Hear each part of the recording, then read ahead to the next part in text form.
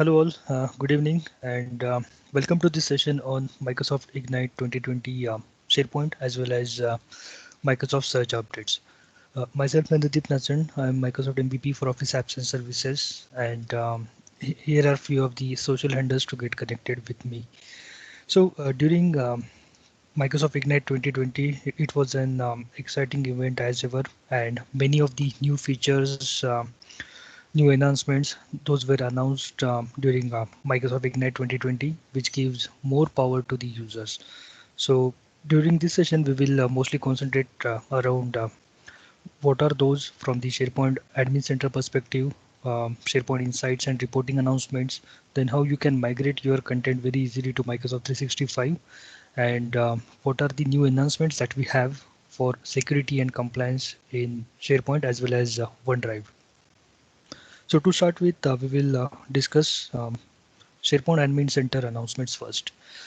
So SharePoint Admin Center is gradually getting aligned with Microsoft 365 suite design, because if you compare that with the old interface that we had with SharePoint Classic Admin Center, now that eventually it is moving to the modern experience. And during Microsoft Ignite 2020, Microsoft announced several updates to the overall SharePoint Admin Center experience.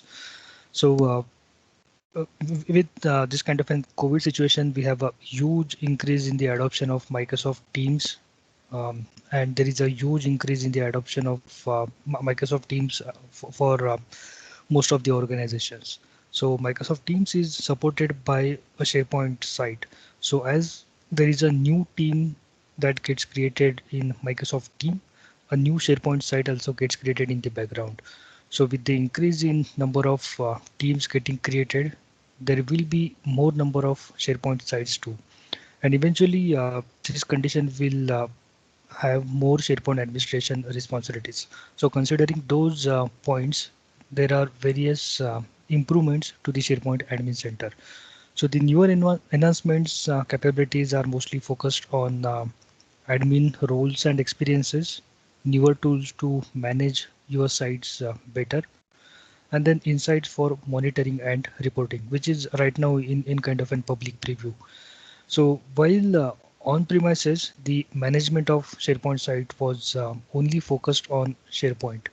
But as we are making our move to cloud with Microsoft 365, SharePoint site is associated with many other things like Microsoft Teams, Outlook, Office 365 group, and many more. So in turn, it gives lots of roles, and we have lots of responsibilities. So whenever we start our journey from on-premises to cloud, there will be too many things that we'll have to take care from entire Microsoft 365 perspective, and not just from SharePoint perspective. So these new capabilities will help you focus on the entire Microsoft 365 instead of just concentrating on SharePoint. So there is something called as a coherent experience. So for managing all those things, we have many admin centers. So for example, we have admin centers for Microsoft Azure, then we have Microsoft 365 admin center itself, then we have security and compliance, OneDrive, Exchange, Stream, SharePoint, Teams, and many more. So that means we have many admin centers to work with, and Microsoft is working to unify this experience by making a consistent design, naming conventions, and look and feel of all of those admin centers. Even as of today, if you go to SharePoint Admin Center, SharePoint Online Admin Center, in that case, you will see that most of the functionalities or tiles we have there, they are modern. So eventually Microsoft is planning to have that consistent design and unify experience all across those admin centers. Okay, so the major thing what has been changed or what has been come to SharePoint Online Admin Center or in Microsoft 365 are kind of granular roles. So these granular roles works on the principle of least privileges. So what that means is, for example, if someone needs any kind of an permission, so considering the security model, we should give them the minimum required permission to perform their task. For example, the admin or the global admin, SharePoint admin, those kind of an admin users can do many of the things. But we should not assign even the temporary roles for users for those kind of an scenarios. And we should mostly focus on to the least privileges. So the granular roles here help us to do all those things. See, and even over the time, Microsoft has added more granular roles to help administrator to limit the privileges of users. So this help us to keep the control of security risk and even achieve the principle of least privileges. So let's go to our SharePoint, no, Microsoft 365 Admin Center. So if you click show all, we have this role right here. So once you click that role, you will be able to see all of the roles which are available all across Microsoft 365 experience. And here are various roles, and based on what kind of functionality you perform in your organization, you can get assigned to that role, and you will be able to make most of your work. But again, this is not just end of it. Even if you go to Azure Admin Center, and from there, okay, let it load. If you go to Azure Active Directory, which is associated with your Microsoft 365 tenant, and if you go to roles and administrator, so these are all the roles that we can see in the Microsoft 365 Admin Center. But one good thing, like from this interface, you can create a new custom roles. So based on what kind of scenarios you want to target, you can create those roles. You can assign those permissions. Maybe if any of the users just need rights or just need permissions to create the application policies. So in that case, you can just give this minimum permission to that role, and your job will be done. So this entire scenario focuses onto the minimum role, or the minimum privileges roles. So one of the role which I just want to pay your attention to is called as a global reader. So if I scroll down here, that should be a global reader. Here it is.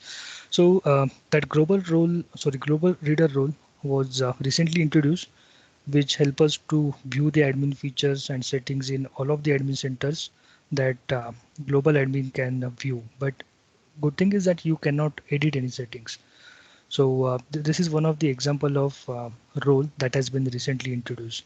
And with the role-based access become available, we can create roles specific to a certain functionality. That is could be exchange admin, could be a compliance admin, guest inviter, or many more. So which will help us to assist the global administrator at the same time ensuring that they will not have any additional role apart from their designated responsibilities, and this will help us to avoid any kind of an possible security breaches. So you can create your role based on what kind of functionalities you want to perform, and without giving any kind of an additional responsibilities or any additional permissions to the other users.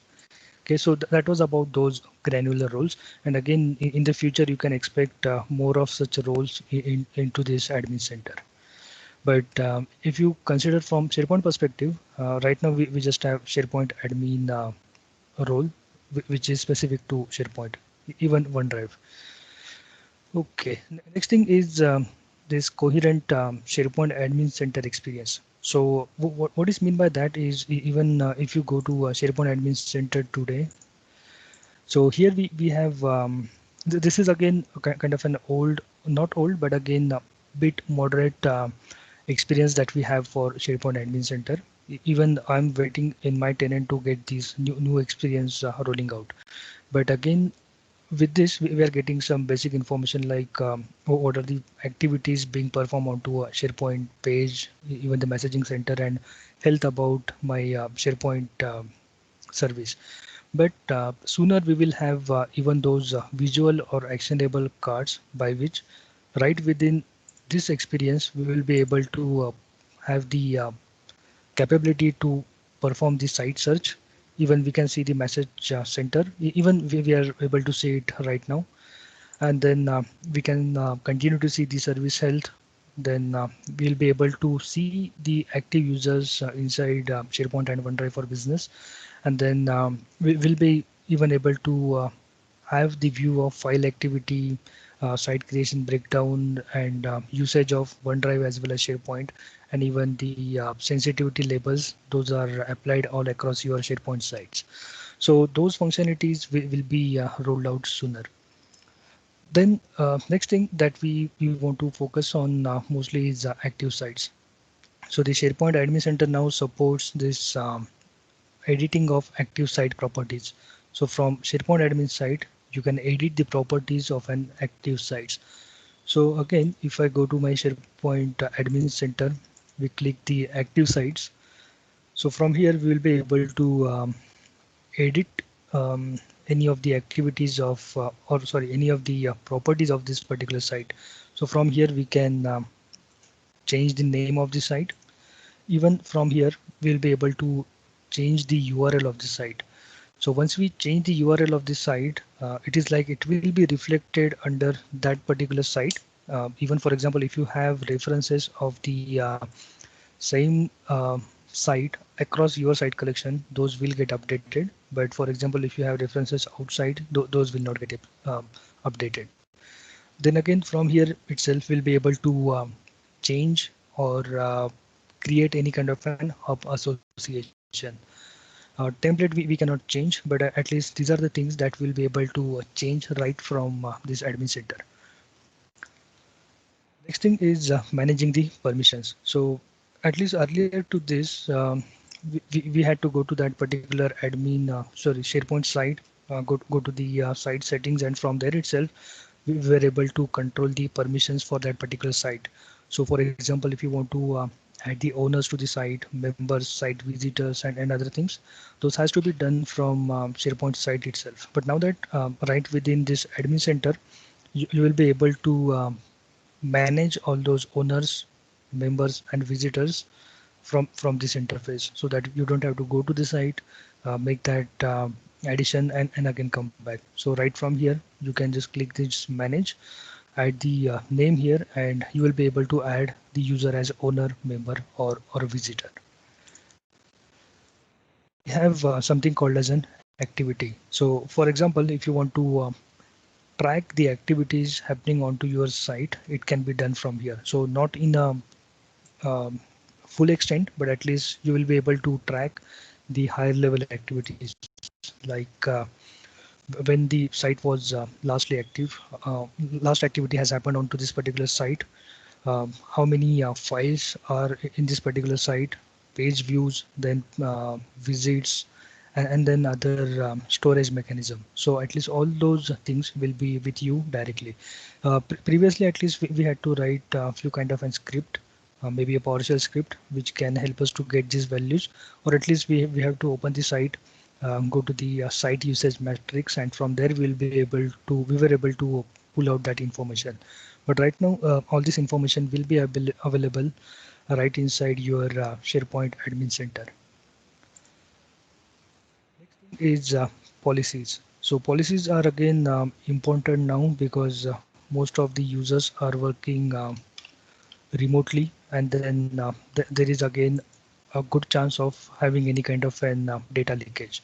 So in those kind of circumstances, these policies will help us to get the security aspect consideration. So like from here, we will be able to um, see like whether this site should be externally shared, or even we can control the sensitivity of this particular label. So from here, we can attach any of the labels or the sensitivity labels that we have already created onto our site, sorry, onto our admin center, or all across our tenants. So from here, we'll be able to control both the settings, or at least otherwise this kind of a functionality wasn't available here itself. We had to go to the site settings, and from there we were able to control the external sharing, and from the admin center itself, or security and compliance admin center itself, we were able to control the sensitivity onto the site. But now both the experiences will be right within this admin center. Next thing is bulk editing. So for example, if you want to apply similar settings on multiple sites, those can be bulk edited. So while doing that bulk edit operation, we just have sharing, delete, and hub association option. So again, if I go to my SharePoint Admin Center, select few of these sites. So only thing what we can do with bulk editing is that we'll be able to control the sharing policies for those sites which we have selected. We'll be able to delete them from here directly, or we'll be able to change the hub association for those selected sites. So let's say, for example, you have created many sites, and now that you want to attach those to one hub. So in that case, you don't have to go individually to each of the site and make that association, but right within your admin center, you can select or multi-select those sites and have it associated with the hub. Okay, and then we have something called as views, because right now, whenever we see the admin center from here, maybe I will close this. So we have this kind of an views wherein we can select what type of information which we want to see. Again, at the end, we have something called as customize options. Sorry, customize columns. So from these customized columns, we'll be able to select what are the columns that we want to see inside our admin center. And again, for example, if any of the column is very much relevant or important to us, we can change its uh, position so that it will appear at the start or at the end of that view. So from here, we'll be able to control our views. Uh, Next thing is again, right within that view, we will be able to filter and sort our SharePoint sites. So for example, if you want to sort based on maybe the date created, that means older to newer or newer to older. For example, even if you want to filter based on who is the primary owner, so all those kind of an things can be directly done from admin center, because earlier at least we had to extract all this information maybe using a PowerShell and then apply filtering or sorting mechanism on top of it. But right now, all those functionalities can be done right within the SharePoint Admin Center. Then we have custom views. So for example, we are maybe tasked with something like, for example, I just want to see my created sites. So in that case, what I will do is from the primary admin, I will select my user, and from here I'm able to see the sites which I have created. But it's like I think I clicked somewhere else. But yeah, but at least in this I will have to do it every time. So what I can do is as I made any of the selection here, you can see this star has appeared here. So that means something that I have changed. So if I click here and click save view as, I will be able to name or save this selection as a view. So maybe I will just type it as my sites, and once I click, those views will be available to us next time onwards, so that I will be able to see the views instead of repeatedly I'm going over those operations of sorting and filtering. I will be able to make my selection once, and from there I will save that view as a custom view. Again, one more thing is that, for example, whenever we log into this admin center, we see all those sites as a default view, and then we will from here we will select our view. But again, if you want that your created custom view should be set as a default, so in that case you can just click set current view as default, and then that view will appear to you as a default one when you will come to admin center.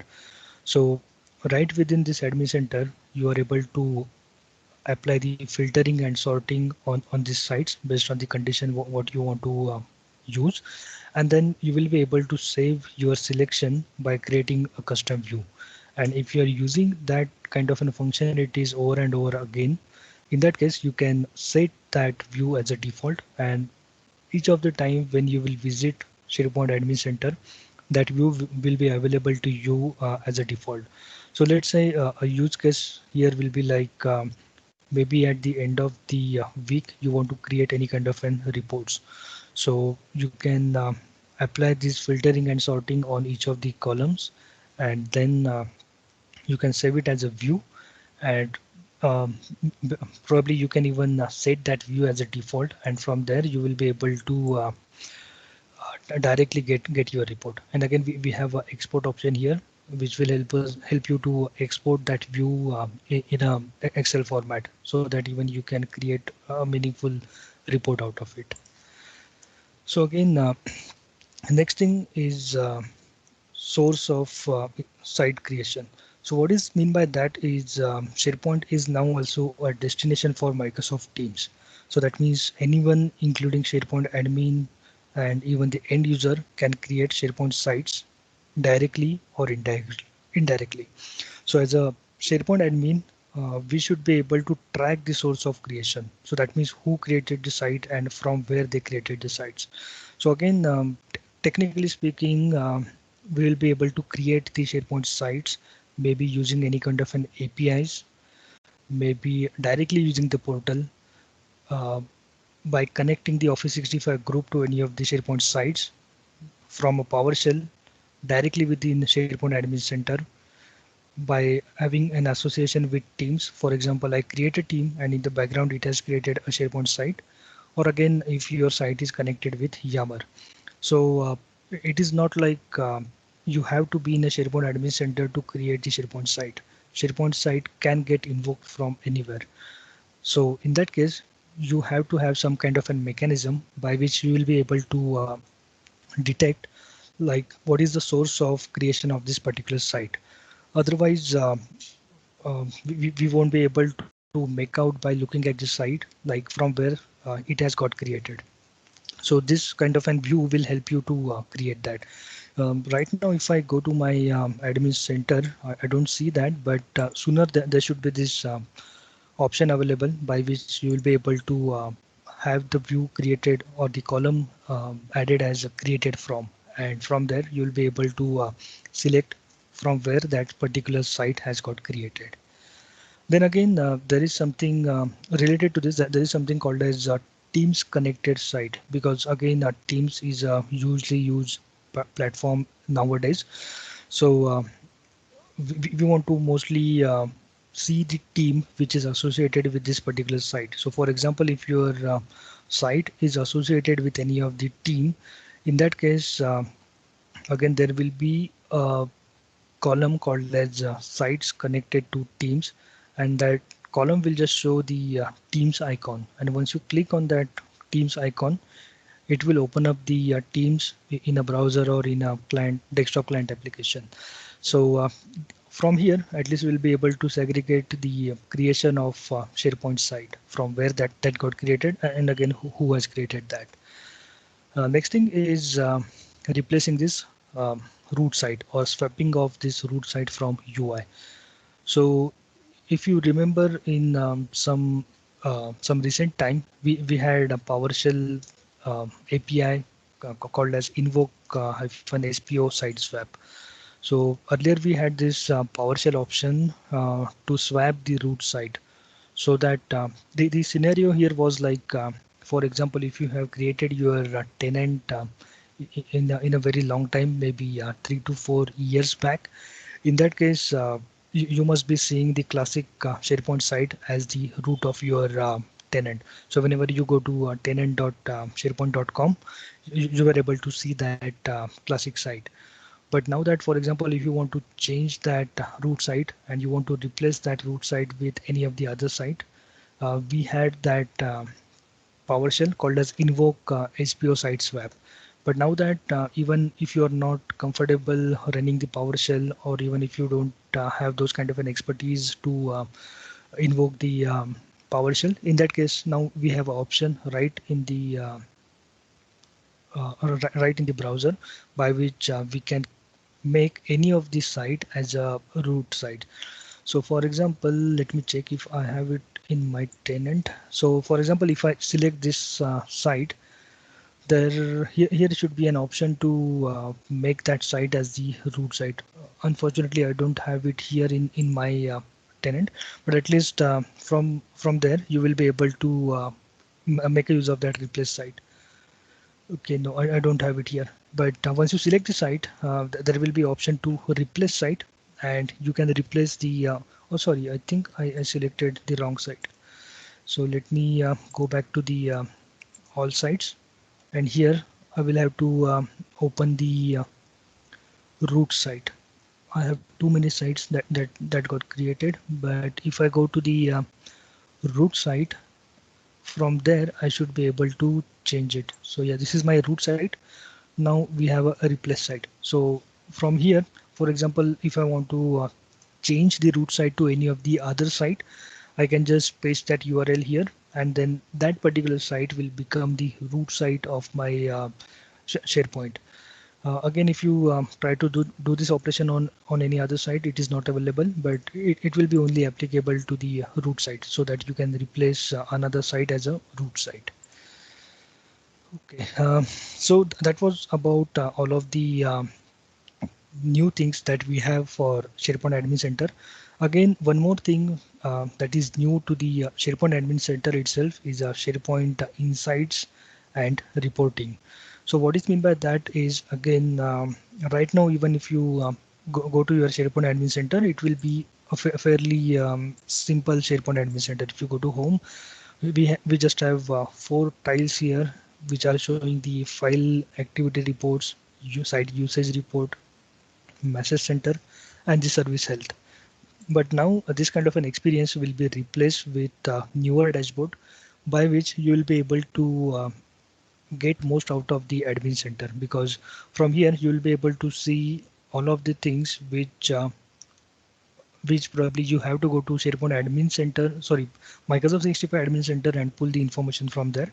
But all those functionality will be available to you right within this SharePoint Admin Center. So that functionality will again include this site search, message center, and service health we already have.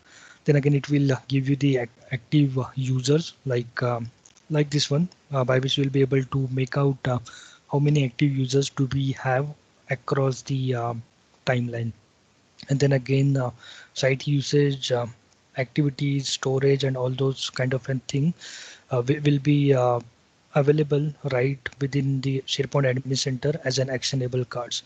So actionable cards, that means those won't be just the simple cards like this, but on those cards you will be able to take the action and get the information. So for example, we have this card called as site search. So in this we can search for a particular site. So let's say I know the name of the site, but maybe I don't recollect that entirely, or maybe I know the title of the site, but I don't recollect the entire URL. So in that case, I can just put either title or URL here, and from here we will be able to get all of those sites which are related to that title or URL. So all those functionalities will be here. So for that reason, they are called as an actionable card, because they won't be just showing the information, but you will be able to go ahead and utilize that information, or even ask for more information right within the SharePoint Admin Center.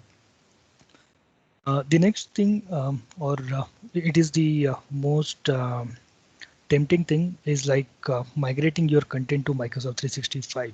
So like we have our data that is scattered across on-premises network, or even onto other cloud stores. And for example, if you want to migrate this to Microsoft 365, the new migration capabilities allows you to migrate the content from various sources. So maybe you can use this migration manager to move the file shares content to the cloud. Even using the migration manager and mover, you can move your content from other cloud storage providers to Microsoft 365. And again, using the SharePoint migration tool, you can move your on-premises server content into OneDrive, Teams, or even to SharePoint. So most of the sources that we have from where we can migrate our content to Microsoft 365 are file shares, other cloud storage providers, including Box, G Suite, Dropbox. And if you're specifically targeting SharePoint Server, then on the on-premises, we do have support for SharePoint Server 2010, 13, and 2016. We right now don't have any support for 2019, and ideally there should not be because it is the latest on-premises version available for SharePoint. So let's look at all of those things. But yeah, before we look into the migration thing, the major thing is an assessment. So the assessment capabilities are again a new addition that has been added to SharePoint or even all across Microsoft 365. So our migration journey always starts with an assessment. So we don't directly go and migrate our site or content to Microsoft 365, but it always starts with an assessment. So the migration manager, SharePoint migration tool and mover, it offers the inbuilt assessment capabilities. And again, using this Azure information protection, you can start classifying and labeling your file share content even before you start migrating your content to Microsoft 365. So for SharePoint perspective, we have a tool called as SMAT, SharePoint Migration Assessment Tool.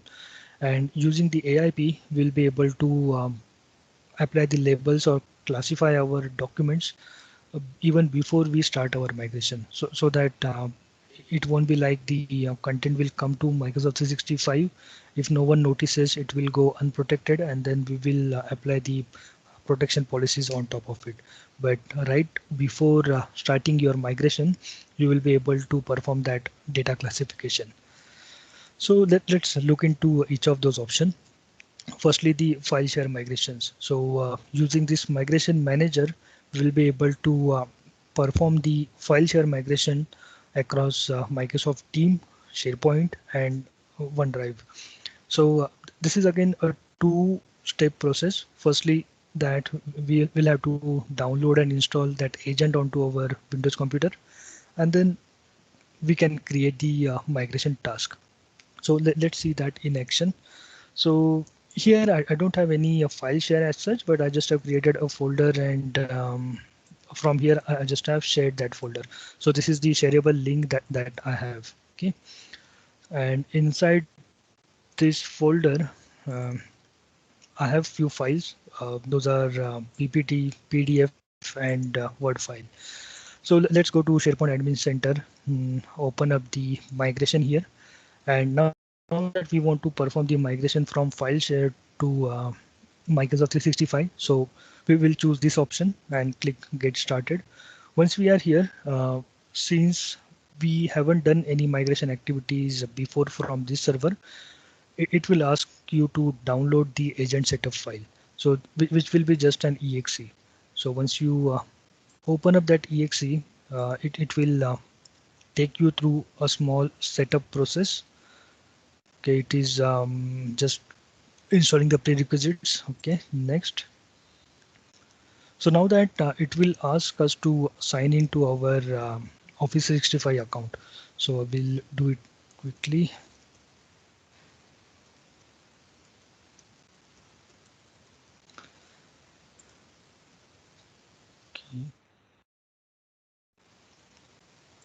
Okay, so once we sign in, now that this manager has got access to our Office 365 tenant or Microsoft 365 tenant, next thing is that since we are dealing with the file share, we also provide this agent the Windows account that has got at least read access to the file share. So since my file share is here and the user with which I have logged in has got admin rights on that, I can provide that. So let me put my password here. Oh, think wrong. Okay, and once it is done, we can click install, and so that we will be able to perform the migration from file share to our Microsoft 365. So here we will provide the shareable path that we have. Even we can test it here, and it validates that the user account which I have provided has got access to the file share. Okay, and that's it. We will close this. So now that if I refresh this, Yeah, now you can see that that kind of an block of instruction that we had got reflected into get started. So we will click get started here. So firstly that we have agent that is installed. So if I go to agents tab, now we can see that we have this agent here. Maybe you'll be able to see it very down under. So we have this agent which is running on this particular machine. The next task is that we should create a migration task. So for that, we will click add task. Again, in this add task, we have multiple things. Firstly, it's like, for example, if you want to just perform this migration from a single source, we can provide that. To the bulk migration, we will come a bit later, which happens with CSV or a JSON file. So we'll select the single source, we'll click next. Then here we can specify the path of our source, which is a file share. Click next, and then it will ask us where you want to migrate that site. Migrate those documents. So either you can have your SharePoint site URL here, OneDrive URL here, or even the Teams location. So to make it very simple, I will have the SharePoint site as it is, and from here we can select either any of the document library, or for example, if your document library has got any folders, you can even select those. So I will go ahead with the plain document library. Even let me copy this URL so that we'll be able to check it later. Okay, we'll click next, and to this we'll have to give task a name. So I will call it as SP migrate from file share. Okay. Again, there are many things like if you just want to perform any scan, or even if you want to preserve any kind of an file sharing permissions that we have in the all settings. Again, there are filters like, do you want to migrate the hidden files, or do you want to specifically migrate the files those are created after a certain date, or those have been modified after a certain date. Again, for example, if you want to migrate the sites based on their extension, let's say I just want to migrate only CSV, docs, PDF, we can even do that. And even if you want to migrate the files and folders with invalid characters, so all those kind of things we have. Once it is done, we can click run now. So that particular task will get queued, and sooner it should hit, and it should be able to perform the migration. It is still queued. Maybe I can select this. Okay, I'm not able to run because it is right now queued. So again, it must be waiting on that particular agent to pick up that task. It is still queued, but okay, sooner it should work, and we should be able to see our data in SharePoint. But again, based on the server performance and other factors, it might take some time. But right now it is queued, and sooner it should be done. It is still queued, but not an issue. We will move with our next steps, and we will recheck this later on. But again, one more thing is that you can create as many number of tasks you want to add here. So even you can create multiple tasks, and again, yeah, for this bulk migration, you can select this bulk migration, and again there's a CSV which is attached to it. So I have that CSV maybe in the downloads folder. Do I have? Yeah, here is the bulk migration CSV. So that CSV has got a very simple format. Even it is available onto the MSDN. That in the first column we just have to mention from where we want to migrate. Then they have two columns empty, and then in the last column we should just specify the target location where we want to migrate the content. So with that, at least it might take some time to get the migration done. It may be just waiting for my client to get ready or agent to get ready, and it might not be working, but at least it will be able to pick up the task from here, and it can run from here then. Okay, I don't think, yeah, all right, so maybe we can wait for this, not an issue. But again, a few of the tips and tricks when you are performing this kind of an file share migrations. So you will be able to increase the migration throughput by adding multiple migration agents. Again, each agent is running onto each machine. So if you can add up more machines to your migration exercise, from there you will be able to increase the migration throughput. And again, good thing is that we can manage up to 50,000 tasks in a migration manager. And again, let's say for example, if any of the task fails while running, from here you will be able to see the reason like why it has failed. And again from here you can select this task and rerun from here. So right now it is queued, so it is not running, but if it is failed or if you want to rerun, you can select that task and again click run, and it will get run again. Okay, so this is how you will be able to migrate from file share. Next thing is cloud migration.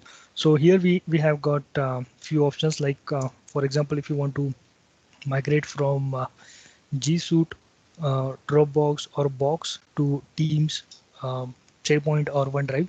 So even we'll be able to migrate that using Mover. So most of you might have known that late last year Microsoft acquired Mover. So using this Mover capabilities, we'll be able to perform this kind of an cloud migration. So again, if we go back to migration here, uh, here we have Mover. So once you click go to Mover, it will take you to mover.io, where you will have to create a login, and from there you will be able to select the source and destination, and from there you'll be able to perform the migration. So it is like simply you'll just have to sign in maybe with your Microsoft account with which you have already signed into Microsoft 365 portal. And once you are there, you can select the source. So it could be Box, Dropbox, or even G Suite, and from there you will be able to migrate your content to Microsoft 365. So this is that experience. So from the source, you can at least select maybe the Dropbox and other things, and in the destination you can select the Microsoft 365, and then from here you'll be able to perform that migration. So that was, and then the most interesting part is SharePoint migration tool, that is SPMT. So from SharePoint Server 2010, 2013, 2016, as well as from file shares, using this SPMT, we will be able to make our migrations to Teams, um, SharePoint, and OneDrive. So again, I have one SharePoint 2016 server with me, and I have a fairly simple site in SharePoint 2016. And for example, if you want to migrate this particular site to SharePoint Online, in that case, we can again go to SharePoint Admin Center to the migration, and here we have download SPMT. So from here, it will download as an exe. Once you click that exe, run it, it will again ask you to for the credentials to get connected to Office 365, because we will be obviously running this tool from a machine where we have SharePoint 2013 or 2016 installed. So it is still downloading. Okay. Okay. Wow. Okay. So here we can log into our Office 65.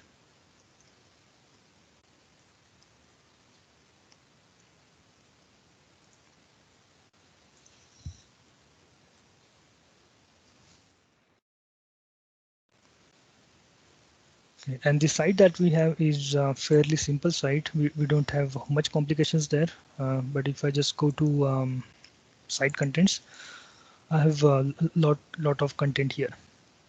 Again, I'm experimenting this with what happens to the pages and other things, but mostly I'm trying with the content. So from here you can click start new migration. You can either select the SharePoint server or file share again, or for bulk migration JSON or CSV format. So let's say we will select SharePoint server, and here we want to specify the source URL, which is this one. This is my local SharePoint 2016 site. We'll click next. it will ask us to authenticate to that site.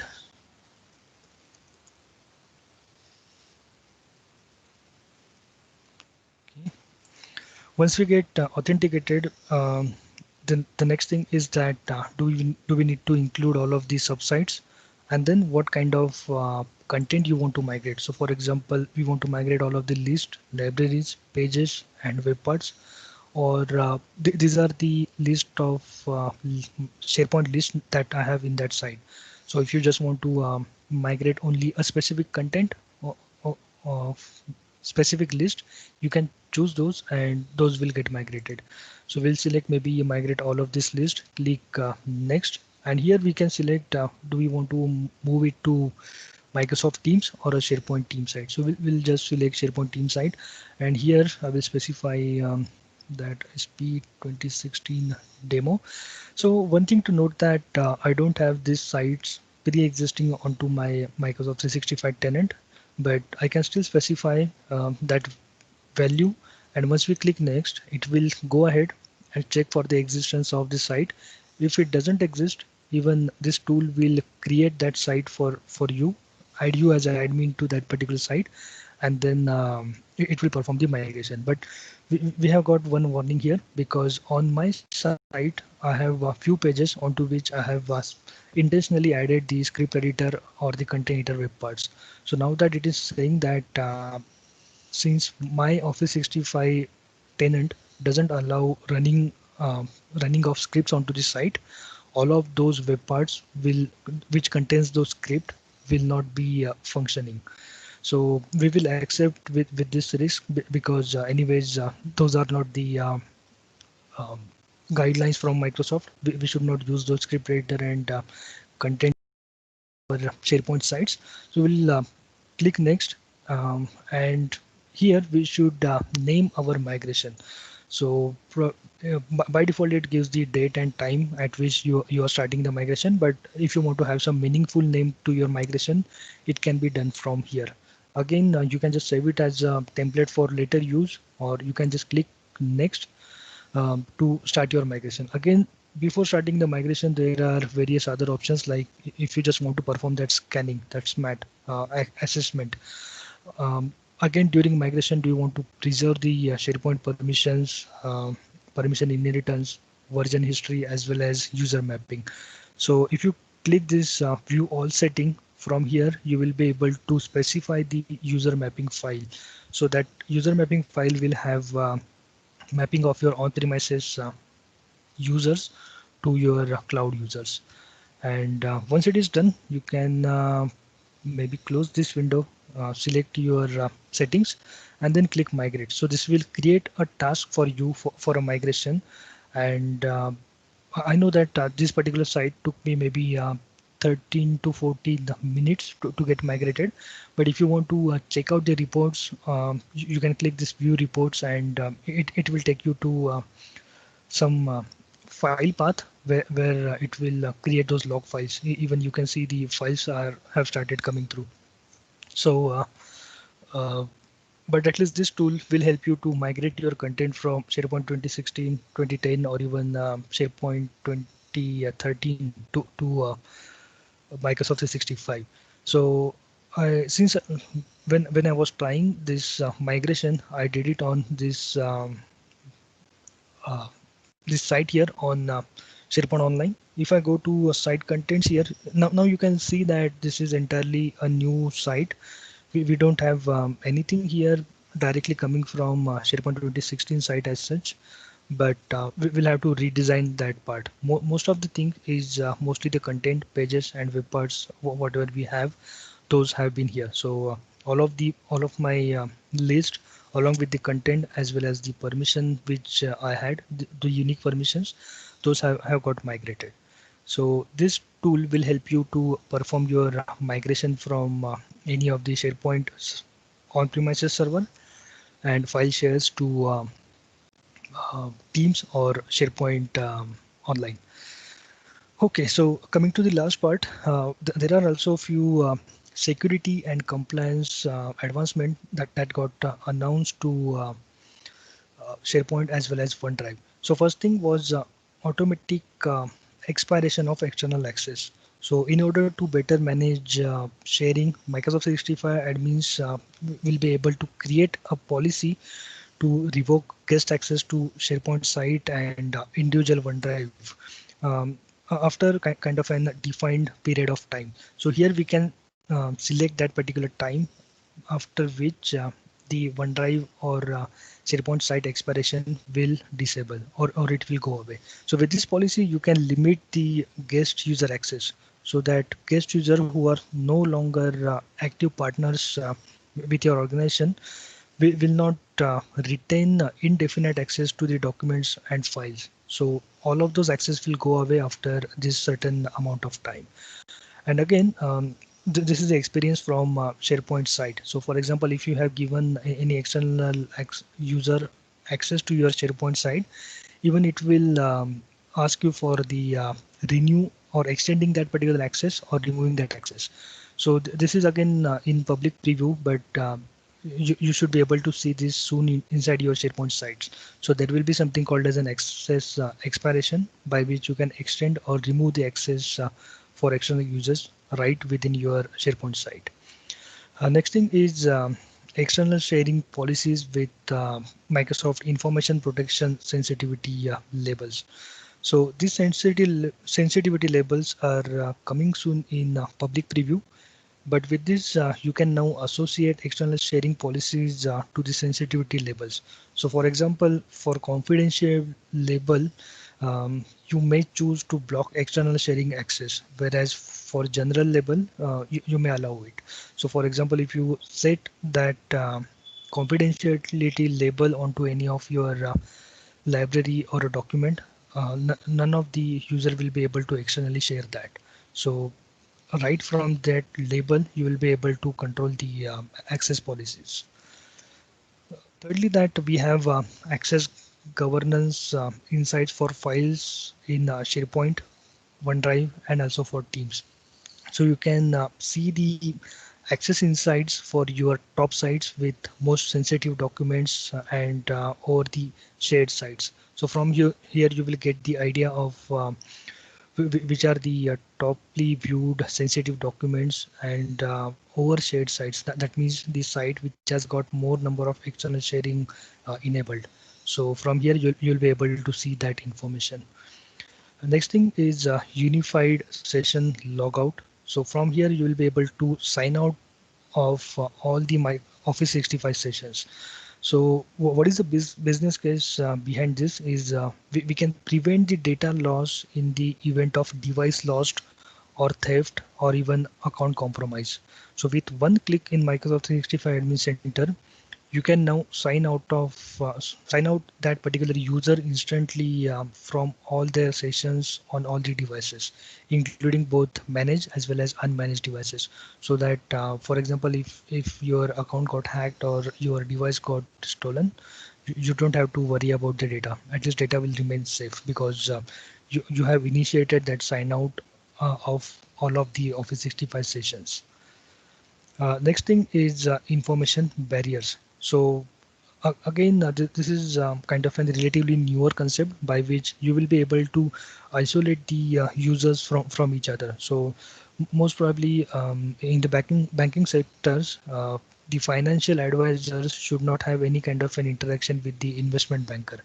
So for that, probably we were doing some kind of an permission handling before, but now that we have right information barriers available, so that both those parties will not be able to see their content or even they will not be able to communicate with each other. Once we set those information barriers for SharePoint, Teams or OneDrive, they won't be able to see each other's content. So for example, like you may have compliance need to put the barriers in collaboration and communication between certain set of users inside your organization, and this will help you to avoid the conflict of interest, and you can achieve this with information barrier. So you can select your site. There will be something called as an information segment. You can select that segment and only users from that particular segment will be able to see that content. This way you will be able to avoid that conflict of interest. And then lastly, we have Microsoft 365 Network Insights. So again, network connectivity to Microsoft 365 is very much important to offer the best performance experience to all of your users for accessing the Microsoft 365 content as well as the services. So this network insights will help you in designing the network perimeters for your office locations across the globe, and even these insights will provide you the live performance data for common issues for each of the geographic location where users are accessing your content from.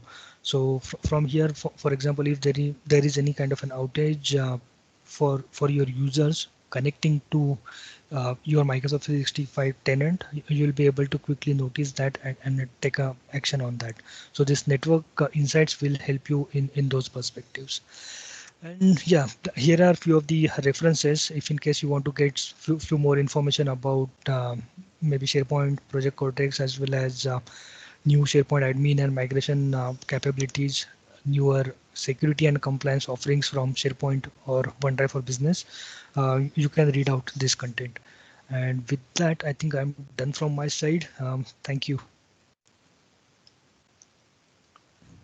Kirti, you can Yeah, take over. yeah, thank you, Nanddeep.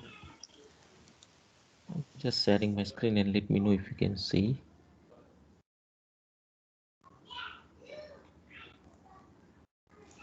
Yes, we can see it now. Okay.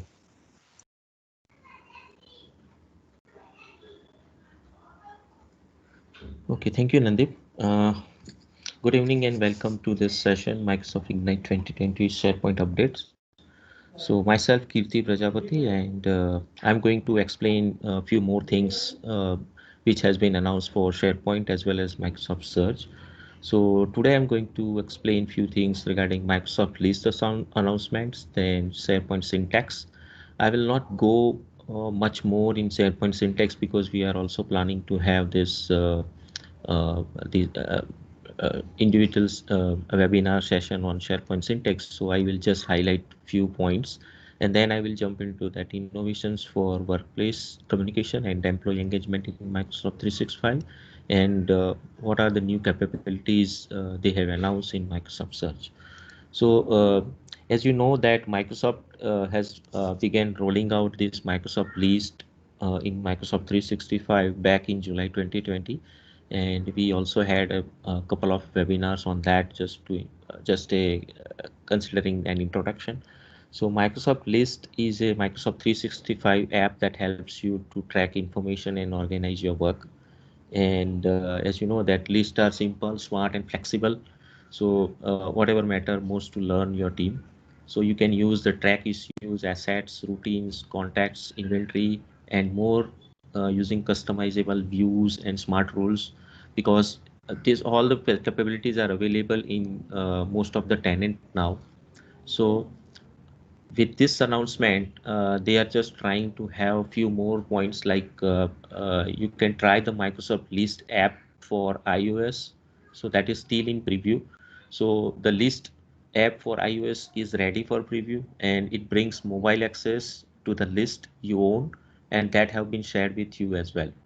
So you can create new list, edit list item and easily share with other people from this mobile app, iOS app itself. And then let's say for example, you work across rows and columns with Microsoft list and by mistake something happens and you might have deleted some record. So now we will have the capabilities to undo and redo for that item.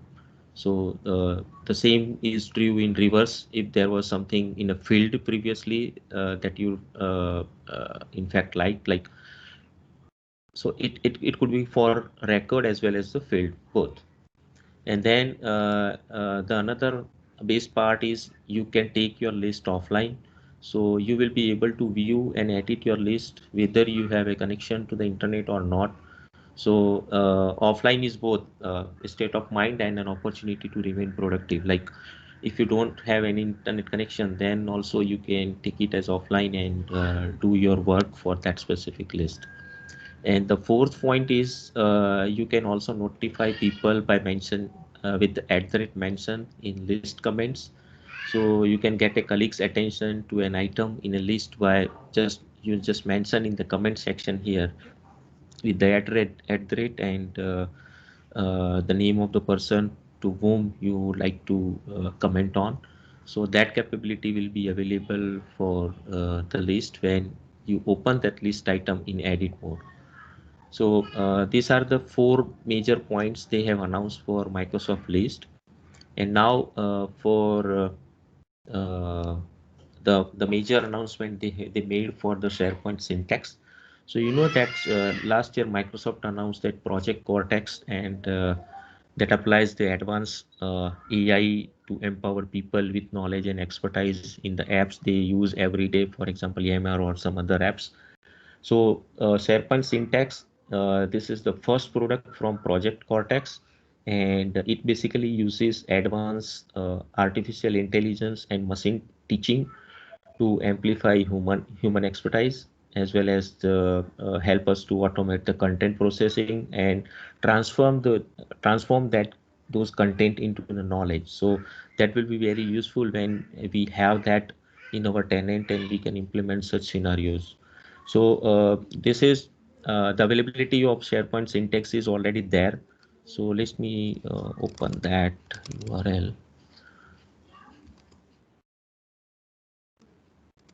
So from here you can get that SharePoint syntax. It is available if you want to purchase it, or you can just give it a try and use the free trial version, and then you can have some hands-on on that and understand that what are the functionalities or what are the features you can achieve using that SharePoint syntax.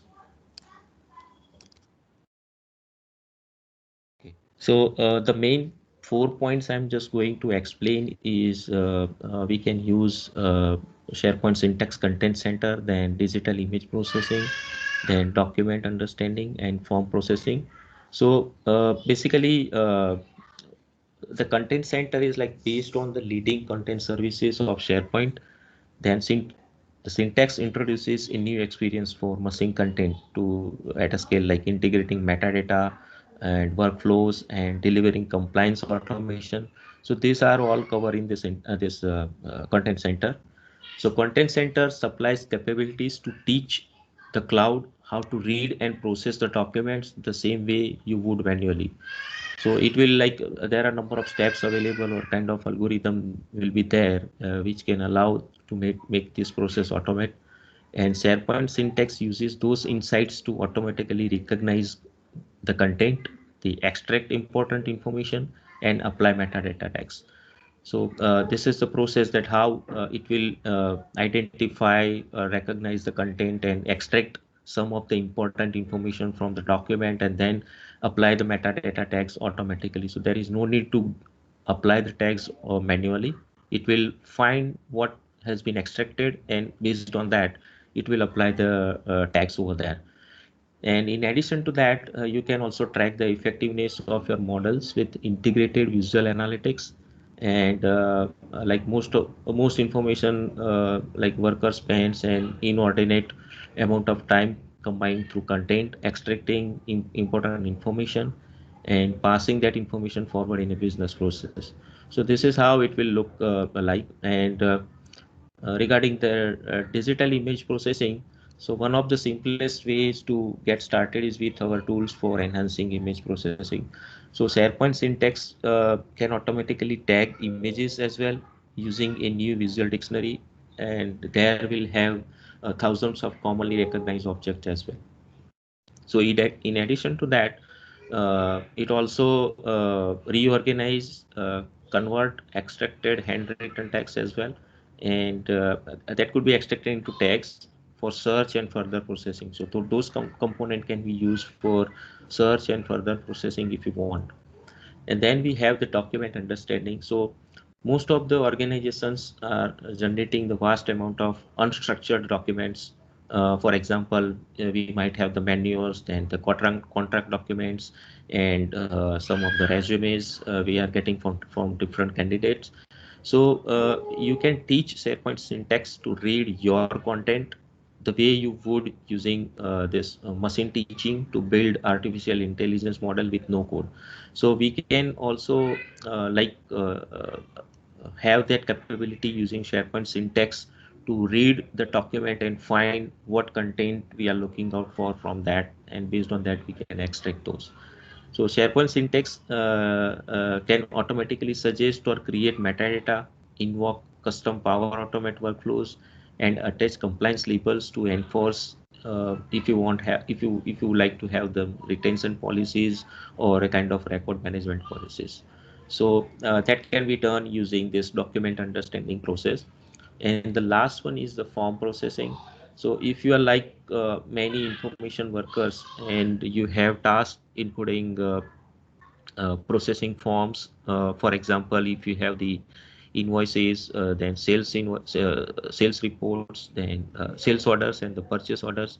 So you can spend time extracting some of the information, then you can transfer it to Excel or some other database and pass that information forward in the business process. So this is how you can get the information, extract it, transform it, and you can utilize for further process.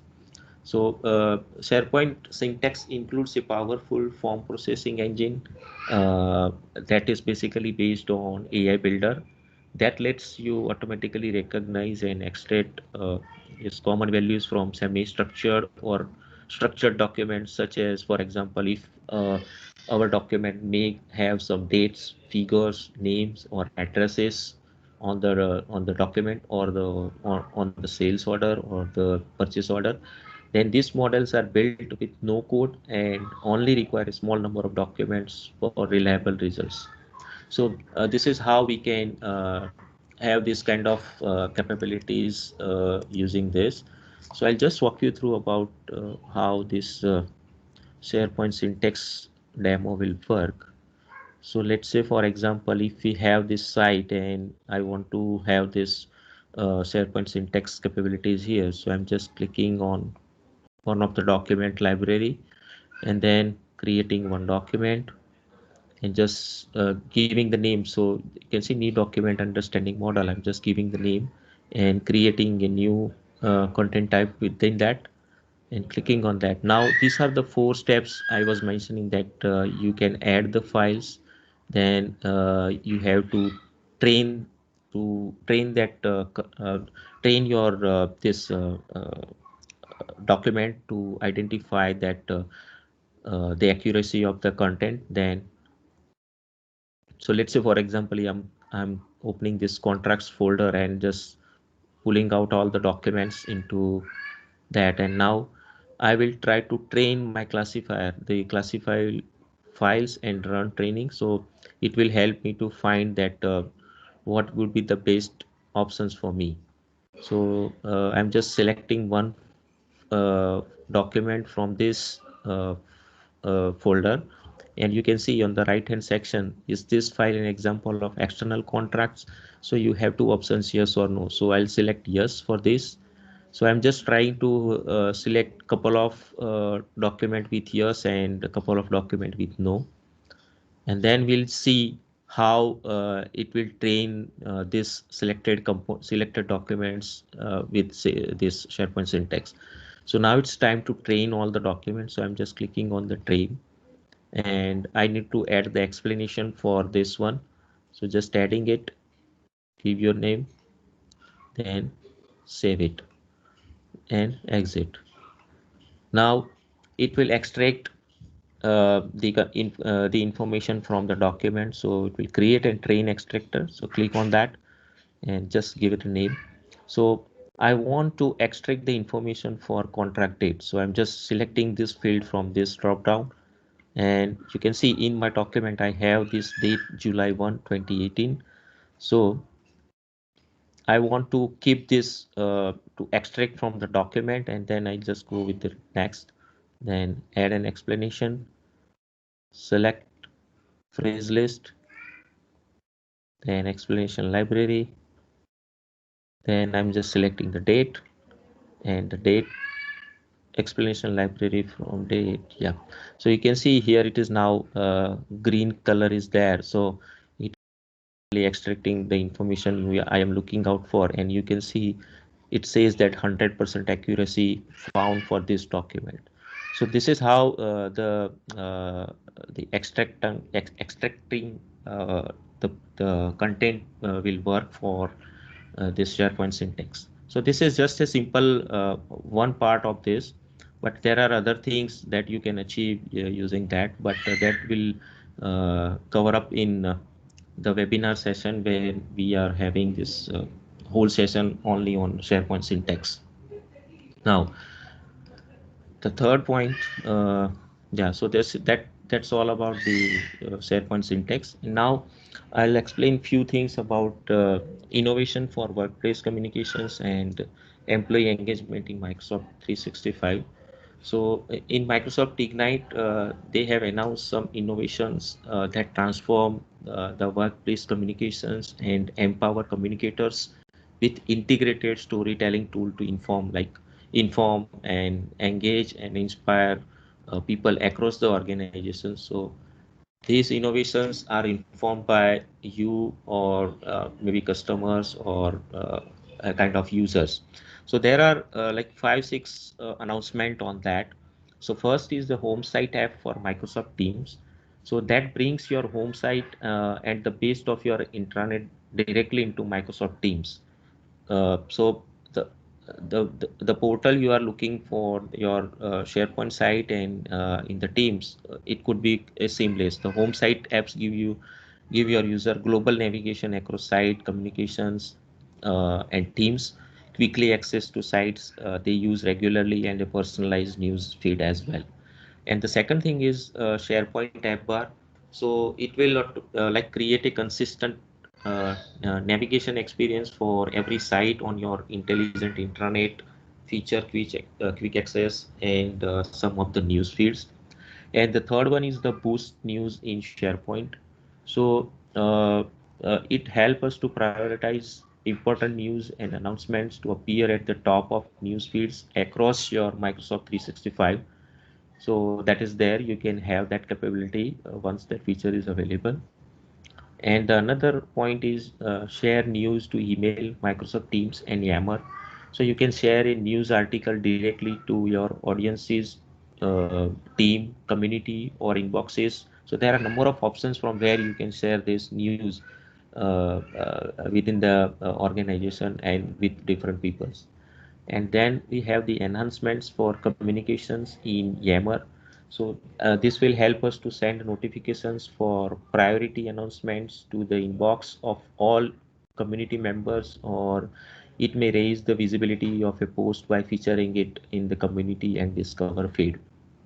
So you can use or you can share that specific information in Yammer app itself.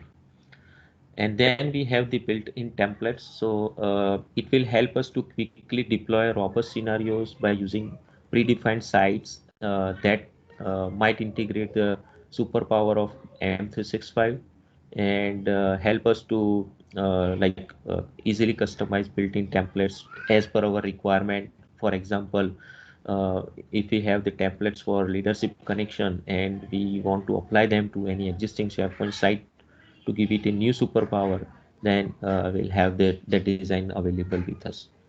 And then we have the insights for communicators. So this will help us to understand our reach, then what is the impact and engagement across Microsoft 365 by using new analytics SharePoint.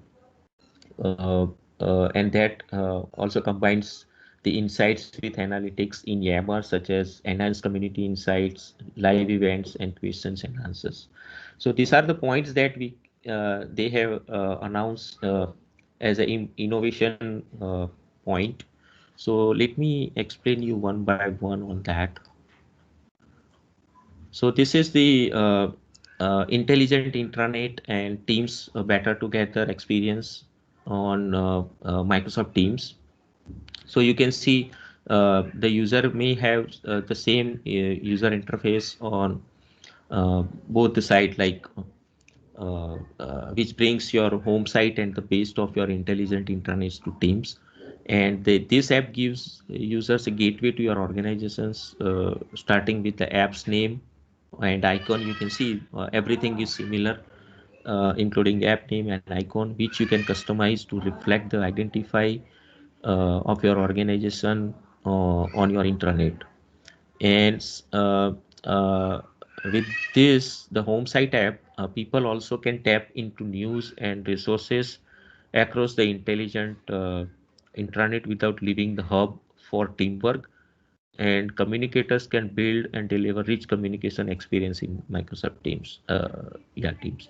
So you can see in the left navigation, we have all the capabilities available. My sites, then quick access, company information, and the same thing is for this uh, the same look and feel for the home site as well. And the second thing is global navigation and news on any site.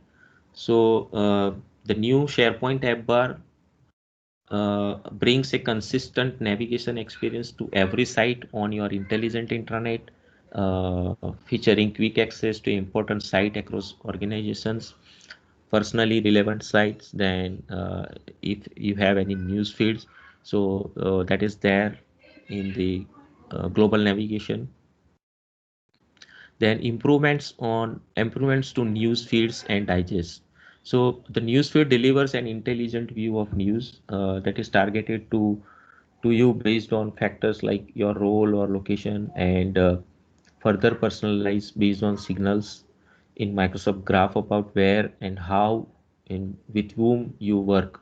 So sometimes it happens that we need to boost the visibility of important news articles in the feed rather than relying solely on artificial intelligence. So you can see in the right hand side section, we have number of options like boost duration, so you can use until news post in viewed. There are different radio buttons available. So if you want to have something for a specific time frame, then you can just select the date, and that news will be available for the users as a important news for this date only.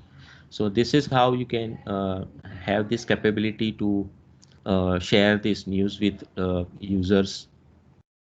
And then as I mentioned that we have this capability to reach and engage people in the app they use every day. So here I have just give the example of Yammer.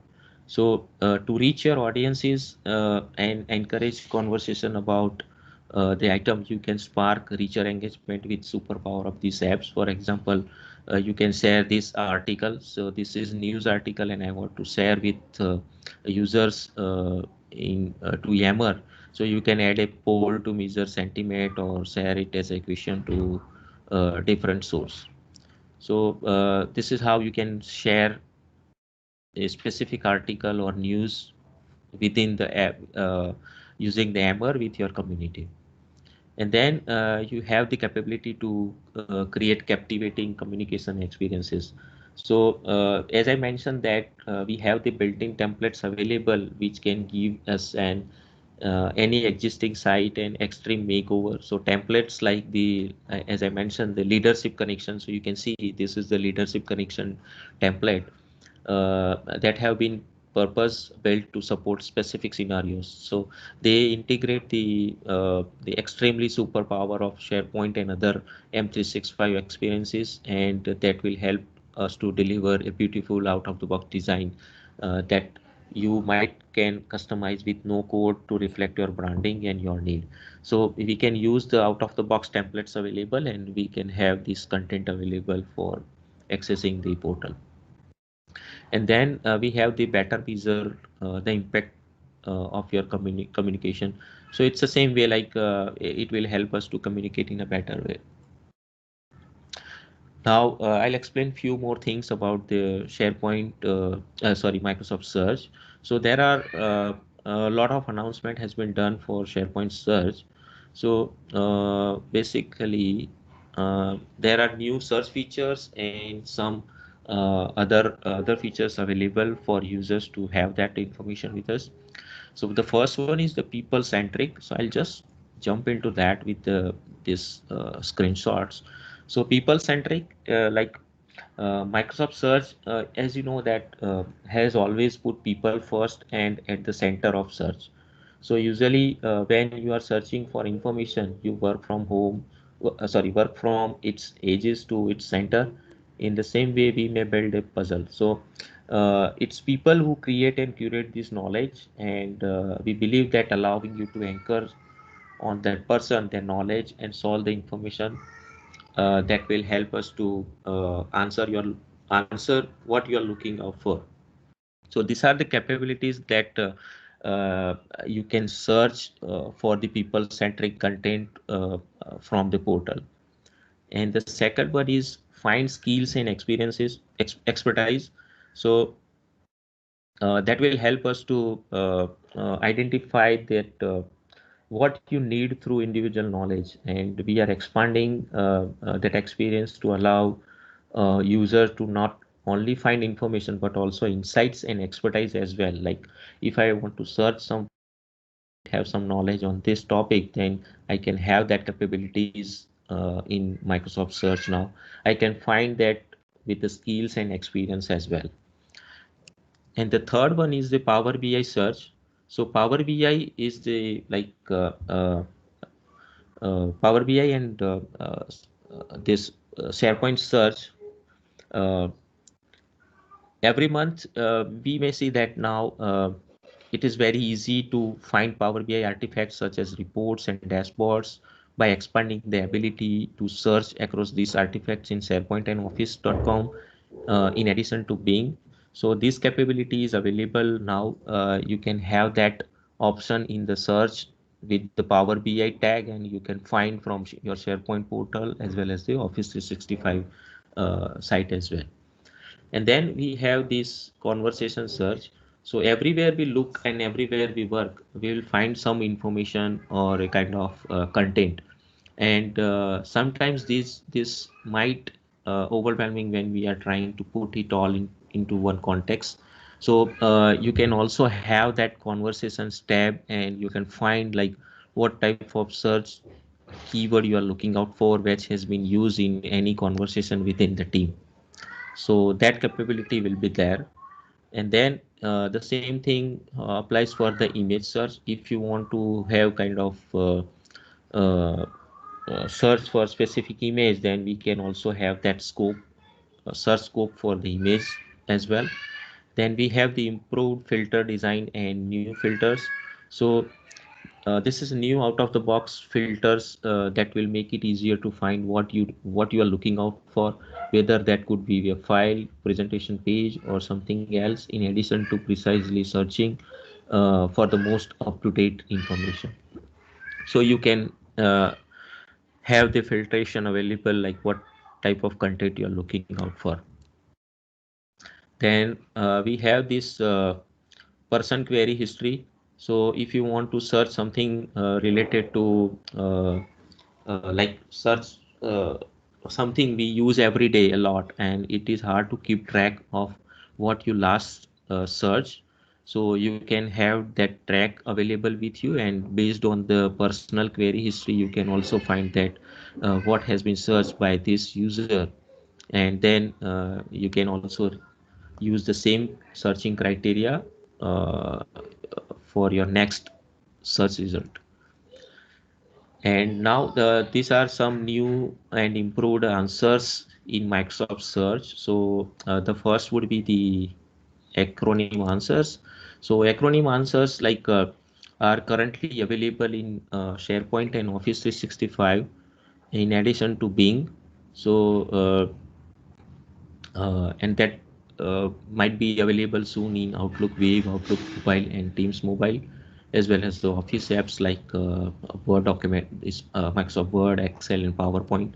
So acronym answer could be there. So you can see if I search with something GDPR, then it will give me the whole name of the what the keyword I'm looking out for, and it will give that information. And then we have the calendar answers. So the calendar answer is available for enterprise users as of now in the US market, and is soon going to be available on Outlook on the web, Outlook Windows, Outlook for Android. with support for Microsoft accounts and other markets. So you can have the answers within the calendars as well. And then we have these file answers. So file answers also available, initially be available on Outlook, and that is for the US market, and then follow in other Outlook clients in other markets later this year. So these are the three major answering points. They have mentioned that uh, acronym, calendar, and file answers. And then they have some new announcement for search wherever you are working. So you can search from Microsoft Teams, Outlook, then Windows. So there is no need to jump into somewhere else if you want to search something from your Office 365 10, and then there is no need to go into your portal. So for example, for Microsoft Teams, as your organization's use of Teams grows, so does content stored in Teams, giving you a rich and history of messages, files, meetings, or the content you have shared during the meeting and other organization knowledge to draw on. So that will be easily searched from there as well. And then we have the Outlook. And then searching is the second most popular activity behind all the emails. Like you can search whatever the email you are looking out from your Outlook. And over the next several months, maybe Microsoft will bring new search innovation to help you find and discover with more accuracy in lesser time. So that is there for the Outlook. And another thing for Windows is Microsoft Search is designed to meet you wherever you working, and now uh, your desk and your desktop as well. So coming soon to Windows 10 operating system, when you logged in with a work account, you will be able to search across your local and organizational content right from the Windows search box. So there is no need to open anything specific, whether it's a team or Office 365 portal. And then last one is the Microsoft Office. So Microsoft is with you everywhere you go, either on mobile in the browser or on your desktop or on your laptop. So Microsoft Search has been a part of Office 365 for some time already for enterprise users, and making it super simple to find apps and get back to files and access to all the knowledge in enterprise from in one place. So now the familiar Microsoft Search experience has also come to the consumeroffice.com. So with the recent this announcement, we can target this very soon in our all the tenants, or the capabilities will be with all the users who are using this Microsoft Search. And there are other options available, like in the interest of time, we might have some other information available later on. So just one point, that a new way to take advantage of Microsoft Search is like for customers who may not have an Office 365 subscription, then they might provide a kind of standalone Microsoft Search service. So using that, your employees can find information quickly and precisely. So that could be a kind of one more advantage on that. So this is all about uh, Microsoft Search and the new features they have introduced during the Ignite. Yeah, thank you, Vignesh.